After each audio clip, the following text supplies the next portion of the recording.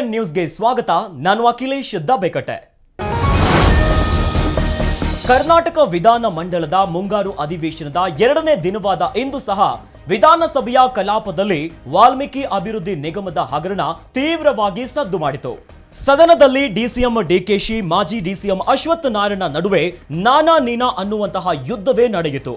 ವಾಲ್ಮೀಕಿ ಹಗರಣದಲ್ಲಿ ಸಿಎಂ ಪ್ರತಿಕ್ರಿಯೆಗೆ ಅಶ್ವತ್ಥ ನಾರಾಯಣ್ ಪಟ್ಟು ಹಿಡಿದಾಗ ಕೆರಳಿದ ಡಿಸಿಎಂ ಡಿಕೆ ಶಿವಕುಮಾರ್, ನೀನು ಮಾಡಬಾರದನ್ನ ಮಾಡಿರುವುದಕ್ಕೆ ನಾವು ಈಗ ಇಲ್ಲಿ ಕುಳಿತಿರೋದು ಅಂತ ಗುಡುಗಿದರು.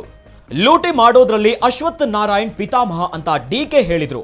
ಇದಕ್ಕೆ ಸುಮ್ಮನಾಗದ ಅಶ್ವತ್ಥ ನಾರಾಯಣ್ ನನ್ನ ಹೆಸರು ಹೇಳಿ ಆರೋಪ ಮಾಡಿದ್ದಾರೆ, ನಾನೇನು ಮಾಡಬಾರದನ್ನ ಮಾಡಿದ್ದೇನೆ ಹೇಳಿ ಎಂದು ಪಟ್ಟು ಹಿಡಿದ್ರು.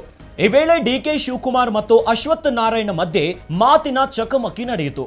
ಇದಾದ ಬಳಿಕ ಅಶ್ವತ್ಥ ನಾರಾಯಣ್ ಡಿಸಿಎಂ ಕ್ಷಮೆ ಕೇಳಬೇಕು ಎಂದಿದ್ದಕ್ಕೆ ಮತ್ತೆ ಡಿಕೆ ಕೆರಳಿದ್ರು. ಲೂಟಿಕೋರರ ಪಿತಾಮಹ ಅಂತ ಮತ್ತೊಮ್ಮೆ ಏರು ಧ್ವನಿಯಲ್ಲೇ ಹೇಳಿದರು. ಆಗ ಬಿಜೆಪಿ ಸದಸ್ಯರು ಅಶ್ವತ್ಥ ಬೆಂಬಲಕ್ಕೆ ಬಂದರು. ಡಿಕೆ ಶಿವಕುಮಾರ್ ಪಿತಾಮಹನ ಅಪ್ಪ ಅಂತ ಹೇಳಿದ್ರು.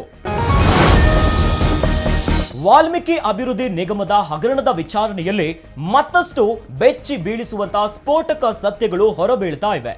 ಮಾಜಿ ಸಚಿವ ನಾಗೇಂದ್ರ ಆಪ್ತ ಸಹಾಯಕ ನೆಕ್ಕಂಟೆ ನಾಗರಾಜ್ ಮೂಲಕ ರಾಯಚೂರಿನ ಕೋಲಂ ವೆಂಕಟರೆಡ್ಡಿ ಹಾಗೂ 3 ಕುಟುಂಬಸ್ಥರಿಗೆ ಕರ್ನಾಟಕ ಗ್ರಾಮೀಣ ಬ್ಯಾಂಕ್ನ ಖಾತೆಗೆ ಹಣ ವರ್ಗಾವಣೆ ಮಾಡಲಾಗಿದೆ. ವೆಂಕಟರೆಡ್ಡಿ ಖಾತೆಗೆ 12 ಲಕ್ಷ ರೂಪಾಯಿ, ಲಕ್ಷ್ಮೀದೇವಿಯ ಖಾತೆಗೆ 25 ಲಕ್ಷ, ರತ್ನಕುಮಾರಿ ಖಾತೆಗೆ 25 ಲಕ್ಷ, ಸಂದೀಪ್ ಅನ್ನೂನ ಖಾತೆಗೆ 25 ಲಕ್ಷವನ್ನ ಜಮಾ ಮಾಡಿರುವುದಾಗಿ ತಿಳಿದು ಬಂದಿದೆ. ಈ ಹಿನ್ನೆಲೆ ಸಿಬಿಐ ಸೂಚನೆ ನೀಡಿರುವ ಬೆನ್ನಲ್ಲೇ ಇಮೇಲ್ ಮತ್ತು ಬ್ಯಾಂಕ್ಗೆ ನೋಟಿಸ್ ನೀಡಿ 4 ಬ್ಯಾಂಕ್ ಖಾತೆಗಳನ್ನು ಮುಟ್ಟುಗೋಲು ಹಾಕಿಕೊಳ್ಳಲಾಗಿದೆ ಎಂದು ವರದಿಯಾಗಿದೆ. ಮೇಕೆದಾಟು ಯೋಜನೆಗಳಿಂದ ಕರ್ನಾಟಕಕ್ಕಿಂತ ತಮಿಳುನಾಡಿಗೆ ಹೆಚ್ಚು ಅನುಕೂಲವಾಗಲಿದ್ದು, ಹೀಗಾಗಿ ಈ ಯೋಜನೆ ಜಾರಿಗೊಳಿಸಲು ತಮಿಳುನಾಡು ಸಹಕರಿಸಬೇಕು. ಹೀಗಾಗಿ ನಮ್ರತೆಯಿಂದ ವಿನಂತಿಸಿಕೊಳ್ಳುತ್ತೇನೆ ಅಂತ ತಮಿಳುನಾಡಿಗೆ ಡಿಸಿಎಂ ಡಿಕೆ ಶಿವಕುಮಾರ್ ವಿನಂತಿಯನ್ನ ಮಾಡಿದ್ದಾರೆ. ಕಾವೇರಿ ನೀರಿನ ವಿಚಾರವಾಗಿ ತಮಿಳುನಾಡು ಸರ್ಕಾರ ಸರ್ವಪಕ್ಷ ಸಭೆ ಕರೆದಿರುವ ಬಗ್ಗೆ ವಿಧಾನಸೌಧ ಆವರಣದಲ್ಲಿ ಮಾಧ್ಯಮಗಳ ಪ್ರಶ್ನೆಗೆ ಪ್ರತಿಕ್ರಿಯಿಸಿದ ಡಿಸಿಎಂ, ಕಾವೇರಿ ನೀರಿನ ವಿಚಾರದಲ್ಲಿ ನಾವು ಸರ್ವಪಕ್ಷ ಸಭೆ ಮಾಡಿದಂತೆ ತಮಿಳುನಾಡಿನವರು ಸರ್ವಪಕ್ಷ ಸಭೆ ಮಾಡುತ್ತಿದ್ದಾರೆ. ಅದು ಅವರ ಹಕ್ಕು, ಅವರ ಸಭೆಗೆ ನಮ್ಮ ಆಕ್ಷೇಪವಿಲ್ಲ. ಆದರೆ ನಿಮಗೂ ಹೆಚ್ಚು ಅನುಕೂಲ ಆಗುವ ಮೇಕೆದಾಟು ಯೋಜನೆಗೆ ಸಹಕಾರ ನೀಡಲಿ ಎಂದು ತಿಳಿಸಿದರು.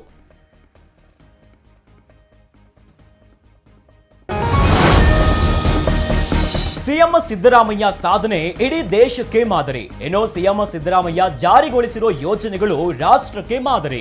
ಹೌದು, ಕಾಂಗ್ರೆಸ್ ಸೋಷಿಯಲ್ ಮೀಡಿಯಾಗಳು ರಾಷ್ಟ್ರ ಮಟ್ಟದಲ್ಲಿ ಸಿದ್ದರಾಮಯ್ಯ ಸಾಧನೆ ಬಗ್ಗೆ ಕ್ಯಾಂಪೇನ್ ಮಾಡುತ್ತಿವೆ.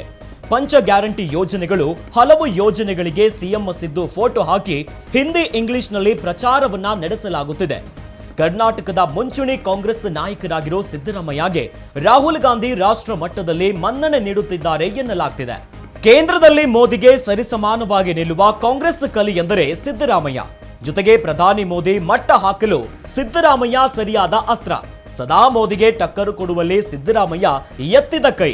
ಇದೆಲ್ಲವನ್ನ ಅರಿತಿರುವ ರಾಹುಲ್ ಗಾಂಧಿ ಸಿದ್ದರಾಮಯ್ಯನವರನ್ನ ರಾಷ್ಟ್ರ ರಾಜಕಾರಣಕ್ಕೆ ಸೆಳೆಯಲು ಸಿದ್ದುಗೆ ಬಹುಪರಾಕ್ ಎನ್ನುತ್ತಿದ್ದಾರೆ ಅನ್ನೋ ಚರ್ಚೆ ಎಲ್ಲೆಡೆ ಶುರುವಾಗಿದೆ.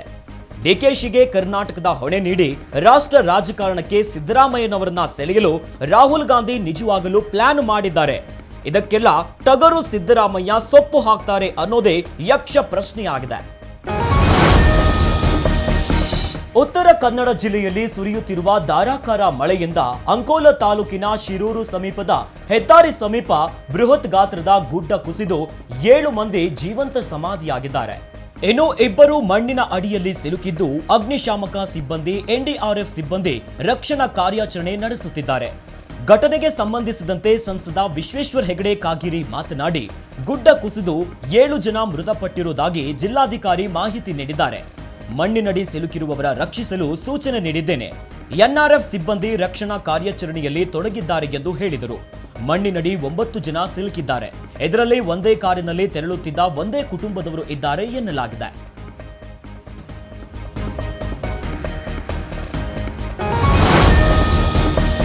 ಖ್ಯಾತ ಪತ್ರಕರ್ತೆ ಗೌರಿ ಲಂಕೇಶ್ ಹತ್ಯೆ ಪ್ರಕರಣದ 3 ಆರೋಪಿಗಳಿಗೆ ಕರ್ನಾಟಕ ಹೈಕೋರ್ಟ್ ಜಾಮೀನು ನೀಡಿದೆ. ಆರೋಪಿಗಳಾದ ಅಮಿತ್ ದಿಗ್ವೇಕರ್, ಸುರೇಶ್ ಹೆಚ್ಆಲ್, ಕೆಟಿ ನವೀನ್ ಕುಮಾರ್ ಸಲ್ಲಿಸಿದ್ದ ಜಾಮೀನು ಅರ್ಜಿಗಳನ್ನ ಕಲಬುರಗಿ ಪೀಠದಿಂದ ವಿಡಿಯೋ ಕಾನ್ಫರೆನ್ಸ್ ಮೂಲಕ ವಿಚಾರಣೆ ನಡೆಸಿದ ನ್ಯಾಯಮೂರ್ತಿ ಎಸ್ ವಿಶ್ವಜಿತ್ ಶೆಟ್ಟಿ ಅವರಿರುವ ಏಕಸದಸ್ಯ ಪೀಠ ಪುರಸ್ಕರಿಸಿದೆ. ಕೃತ್ಯಕ್ಕೆ ಹಣಕಾಸಿನ ನೆರವು ನೀಡಿದ ಆರೋಪ ಅಮಿತ್ ಮೇಲಿದೆ. ಮತ್ತೊಬ್ಬ ಆರೋಪಿ ಸುಜಿತ್ ಜೊತೆ ಆರೋಪಿ ನವೀನ್ ಕುಮಾರ್ ಮಾತನಾಡಿ ಸಂಚು ರೂಪಿಸಿದ್ದಾರೆ ಎಂಬ ಆರೋಪವಿದೆ. ಆರೋಪಿ ವಿಕಾಸ್ ಪಾಟೀಲ್ಗೆ ಗೌರಿ ಮನೆಯ ವಿಳಾಸ, ಶಸ್ತ್ರಾಸ್ತ್ರಗಳನ್ನು ಬಚ್ಚಿಡಲು ನೆರವಾಗಿರುವ ಆರೋಪ ಸುರೇಶ್ ಮೇಲಿದೆ. ಆರೋಪಿ ಮೋಹನ್ ನಾಯಕ್ಗೆ ಹೈಕೋರ್ಟ್ ಈಗಾಗಲೇ ಜಾಮೀನು ಮಂಜೂರು ಮಾಡಿತು. ಜಾಮೀನು ಮಂಜೂರು ಮಾಡುವುದಕ್ಕೆ ಆಕ್ಷೇಪಿಸಿದ ಪ್ರಾಸಿಕ್ಯೂಷನ್ ಆರೋಪಿ ಮೋಹನ್ ನಾಯಕ್ಗೆ ನೀಡಿರುವ ಜಾಮೀನು ಆದೇಶವನ್ನ ರಾಜ್ಯ ಸರ್ಕಾರವು ಸುಪ್ರೀಂ ಕೋರ್ಟ್ನಲ್ಲಿ ಪ್ರಶ್ನಿಸಿದ್ದು, ಅದು ವಿಚಾರಣೆಗೆ ಬಾಕಿ ಇದೆ ಎಂದು ಹೇಳಿದೆ. 2017ರ ಸೆಪ್ಟೆಂಬರ್ 5ರಂದು ಗೌರಿ ಲಂಕೇಶ್ ಅವರು ಕೆಲಸ ಮುಗಿಸಿ ಮನೆಗೆ ತೆರಳಿದಾಗ ಗುಂಡು ಹಾರಿಸಿ ಕೊಲ್ಲಲಾಗಿತ್ತು. ಚಿತ್ರದುರ್ಗದ ರೇಣುಕಾಸ್ವಾಮಿಯ ಕೊಲೆ ಕೇಸ್ನಲ್ಲಿ ಮೇಜರ್ ಟ್ವಿಸ್ಟ್ ಸಿಕ್ಕಿದೆ. ಇನ್ನು ಕೊಲೆಯನ್ನ ತನಿಖೆ ನಡೆಸುತ್ತಿರುವ ಪೊಲೀಸರಿಗೆ ರೇಣುಕಾಸ್ವಾಮಿಯ ಪೋಸ್ಟ್ಮಾರ್ಟಂ ಬಗ್ಗೆ ಅನುಮಾನ ವ್ಯಕ್ತವಾಗಿದೆ. ಇದಕ್ಕೆ ಸಾಕ್ಷಿ ಎಂಬಂತೆ ಕೊಲೆಯಾಗಿರುವ ರೇಣುಕಾಸ್ವಾಮಿಯ ಪೋಸ್ಟ್ಮಾರ್ಟಂ ಮಾಡಿದ್ದೇ ಪವಿತ್ರ ಗೌಡ ಗೆಳತಿ ಸಮತಾ ಪತಿ ಅನ್ನೋ ಶಾಕಿಂಗ್ ನ್ಯೂಸ್ ಪೊಲೀಸರಿಗೆ ದೊರಕಿದೆ. ಪವಿತ್ರ ಗೌಡ ಗೆಳತಿಯಾಗಿರೋ ಸಮತಾ ಪತಿ ಡಾಕ್ಟರ್ ಸುರೇಶ್ ಅವರು ರೇಣುಕಾಸ್ವಾಮಿಯ ಪೋಸ್ಟ್ಮಾರ್ಟಂ ನಡೆಸಿದ್ದಾರೆ. ಈ ಶಾಕಿಂಗ್ ವಿಚಾರ ತಿಳಿಯುತ್ತಿದ್ದಂತೆ ಸಮತಾ ಪತಿ ಡಾಕ್ಟರ್ ಸುರೇಶ್ ಮೇಲೂ ಪೊಲೀಸರು ಅನುಮಾನ ವ್ಯಕ್ತಪಡಿಸಿದ್ದಾರೆ. ರೇಣುಕಾಸ್ವಾಮಿ ಪೋಸ್ಟ್ಮಾರ್ಟಂ ವೇಳೆ ಡಾಕ್ಟರ್ ಸುರೇಶ್ಗೆ ರಜೆ ಇತ್ತು. ಹೇಗಿದ್ದರೂ ಕರ್ತವ್ಯಕ್ಕೆ ಹಾಜರಾಗಿದ್ದ ಸುರೇಶ್ ತಾನೇ ಖುದ್ದು ಮುಂದೆ ನಿಂತು ಮರಣೋತ್ತರ ಪರೀಕ್ಷೆಯನ್ನ ನಡೆಸಿದ್ದಾರೆ ಎನ್ನಲಾಗ್ತಿದೆ. ಹೀಗಾಗಿ ಪ್ರಕರಣದ ಸಾಕ್ಷ್ಯಗಳನ್ನ ತಿರುಚುವಲ್ಲಿ ಸಮತಾ ಇನ್ನೋ ಪತಿ ಡಾಕ್ಟರ್ ಸುರೇಶ್ ಕೈವಾಡ ಇದೆಯಾ ಅನ್ನೋ ಅನುಮಾನದ ಬಗ್ಗೆ ಪೊಲೀಸರು ತನಿಖೆ ನಡೆಸುತ್ತಿದ್ದಾರೆ. ಡಾಕ್ಟರ್ ಸುರೇಶ್ ಅವರ ಕಾಲ್ ಡೀಟೇಲ್ಸ್, ಚಾಟಿಂಗ್ಗಳನ್ನ ತನಿಖಾ ಅಧಿಕಾರಿಗಳು ಪರಿಶೀಲಿಸಿದ್ದಾರೆ. ಸ್ಯಾಂಡಲ್ವುಡ್ ನಟ ರಕ್ಷಿತ್ ಶೆಟ್ಟಿ ಅವರ ವಿರುದ್ಧ ಕಾಪಿರೈಟ್ ಉಲ್ಲಂಘನೆಯ ಆರೋಪದ ಅಡಿಯಲ್ಲಿ ಬೆಂಗಳೂರಿನ ಯಶವಂತಪುರ ಪೊಲೀಸ್ ಠಾಣೆಯಲ್ಲಿ ಎಫ್ಐಆರ್ ದಾಖಲಾಗಿತ್ತು. ರಕ್ಷಿತ್ ಶೆಟ್ಟಿ ನಿರ್ಮಾಣದ ಬ್ಯಾಚುಲರ್ ಪಾರ್ಟಿ ಸಿನಿಮಾದಲ್ಲಿ ಅನುಮತಿ ಇಲ್ಲದೆ 2 ಹಾಡುಗಳನ್ನು ಅಕ್ರಮವಾಗಿ ಬಳಕೆ ಮಾಡಿಕೊಂಡಿದ್ದಾರೆ ಎಂದು ಎಂಆರ್ಟಿ ಮ್ಯೂಸಿಕ್ ಸಂಸ್ಥೆಯವರು ಆರೋಪ ಮಾಡಿದ್ರು.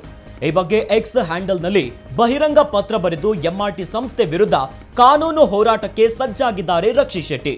ನಾವು ಸಿನಿಮಾ ಸಂದರ್ಭದಲ್ಲೇ ಅನುಮತಿ ಕೇಳಿದ್ದೆವು, ಆದರೆ ಅವರ ಬಜೆಟ್ ಜಾಸ್ತಿ ಆಗಿತ್ತು, ಮರು ಮಾತುಕತೆಗೂ ತಯಾರಿರಲಿಲ್ಲ. ನಾವು ಇದನ್ನು ನ್ಯಾಯಸ್ಥಾನದಲ್ಲಿಯೇ ನೋಡಿಕೊಳ್ಳುತ್ತೇವೆ. ಮುಂಬರುವ ದಿನಗಳಲ್ಲಿ ನಮಗಷ್ಟಿಗೆಲ್ಲ ಬೇರೆ ಇನ್ಯಾವ ಸಿನಿಮಾ ಕರ್ಮಿಗೂ ಈ ಪರಿಸ್ಥಿತಿ ಹಾಗೂ ಗೊಂದಲ ಎದುರಾಗಬಾರದೆಂದು ನಮ್ಮ ಈ ಪ್ರಾಮಾಣಿಕ ಪ್ರಯತ್ನ ಎಂದು ತಮ್ಮ ಎಕ್ಸ್ ಖಾತೆಯಲ್ಲಿ ರಕ್ಷಿತ್ ಶೆಟ್ಟಿ ಪೋಸ್ಟ್ ಮಾಡಿದ್ದಾರೆ. ಬಿಗ್ ಬಾಸ್ ಬೆಡಗಿ ನಾಗಿಣಿ ಸೀರಿಯಲ್ ಖ್ಯಾತಿಯ ದೀಪಿಕಾ ದಾಸ್ ವಾಟರ್ ಫಾಲ್ಸ್ ಬಳಿ ಓಡಾಡುತ್ತಿರುವ ವೇಳೆ ಕಾಲು ಜಾರಿ ಬಿದ್ದು ಮುಖಕ್ಕೆ ಪೆಟ್ಟು ಮಾಡಿಕೊಂಡಿದ್ದಾರೆ. ದೀಪಿಕಾ ದಾಸ್ ಅವರು ಮುಗ್ಗರಿಸಿ ಬಿದ್ದಿರೋ ವಿಡಿಯೋ ಸಖತ್ತು ವೈರಲ್ ಆಗಿದ್ದು ಅಭಿಮಾನಿಗಳು ಆತಂಕವನ್ನ ವ್ಯಕ್ತಪಡಿಸಿದ್ದಾರೆ. ಸೋಷಿಯಲ್ ಮೀಡಿಯಾದಲ್ಲಿ ಸಖತ್ ಆಕ್ಟಿವ್ ಇರುವ ದೀಪಿಕಾ ದಾಸ್ ಅವರು ತಮ್ಮ ಅಭಿಮಾನಿಗಳು ಸದಾ ಅಪ್ಡೇಟ್ ಕೊಡ್ತಾ ಇರ್ತಾರೆ. ಇಂದು ಇದ್ದಕ್ಕಿದ್ದಂತೆ ದೀಪಿಕಾ ದಾಸ್ ಅವರು ಒಂದು ಪೋಸ್ಟ್ಗೆ ಅಭಿಮಾನಿಗಳು ಶಾಕ್ ಆಗಿದ್ದಾರೆ. ತಮ್ಮ ಇನ್ಸ್ಟಾಗ್ರಾಮ್ ಖಾತೆಯಲ್ಲಿ ದೀಪಿಕಾ ದಾಸ್ ಅವರು ತಾವು ಕಾಲು ಜಾರಿ ಬಿದ್ದಿರೋ ಪೋಸ್ಟ್ ಮಾಡಿದ್ದಾರೆ.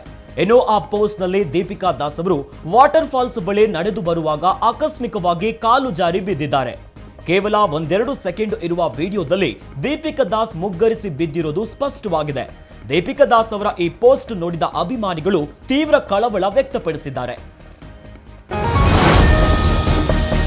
ಅಭಿನಯ ಚಕ್ರವರ್ತಿ ಕಿಚ್ಚ ಸುದೀಪ್ ಅಭಿನಯದ ಬಹು ನಿರೀಕ್ಷಿತ ಚಿತ್ರ ಮ್ಯಾಕ್ಸ್ ಚಿತ್ರದ ಟೀಸರ್ ಬಿಡುಗಡೆಯಾಗಿದೆ. ಕಿಚ್ಚನ ದರ್ಶನಕ್ಕಾಗಿ ತುದಿಗಾಲಿನಲ್ಲಿ ನಿಂತು ಕಾಯುತ್ತಿದ್ದ ಫ್ಯಾನ್ಸ್ ಮ್ಯಾಕ್ಸ್ ಟೀಸರ್ ನೋಡಿ ಥ್ರಿಲ್ ಆಗಿದ್ದಾರೆ. ಬಹುತೇಕ 2 ವರ್ಷಗಳ ನಂತರ ಬೆಳ್ಳಿತೆರ ಮೇಲೆ ಅಭಿನಯ ಚಕ್ರವರ್ತಿ ಕಿಚ್ಚ ಸುದೀಪ್ ಅಭಿಮಾನಿಗಳಿಗೆ ದರ್ಶನ ಕೊಡ್ತಿದ್ದಾರೆ.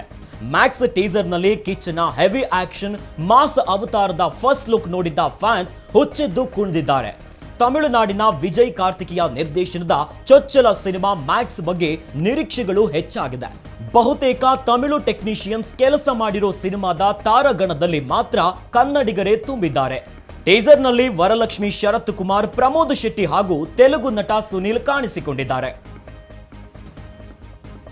ಇವಿಷ್ಟು ಈ ಹೊತ್ತಿನ ಟಾಪ್ 10 ನ್ಯೂಸ್. ಇನ್ನಷ್ಟು ಸುದ್ದಿಗಳಿಗಾಗಿ ನೋಡ್ತಾ ಇರಿ ಗ್ಯಾರಂಟಿ ನ್ಯೂಸ್.